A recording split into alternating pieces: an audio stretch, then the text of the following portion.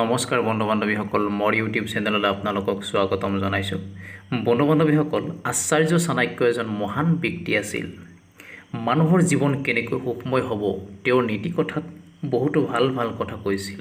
আচাৰ্য চাণক্যৰ কথা আমি মানি চলিব পাৰিলে 100% উপকৃত হ'ব পাৰিম।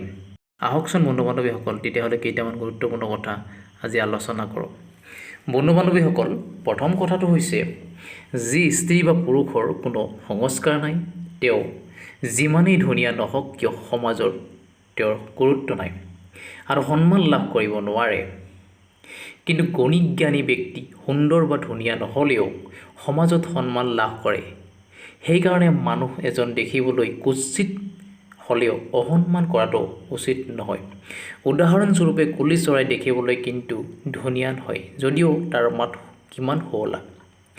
বন্ধু বান্ধৱীসকল, আচাৰ্য চাণক্যৰ নীতি কথাৰ দ্বিতীয় কথাটো হৈছে শিক্ষিত ব্যক্তিৰ শিক্ষা যদি কোনো ভাল কামত নালাগে সেই শিক্ষাই ব্যৰ্থ। সেয়েহে সেই শিক্ষাইহে উত্তম শিক্ষা, যি শিক্ষা উন্নতিৰ ক্ষেত্ৰত ব্যৱহাৰ কৰা হয়।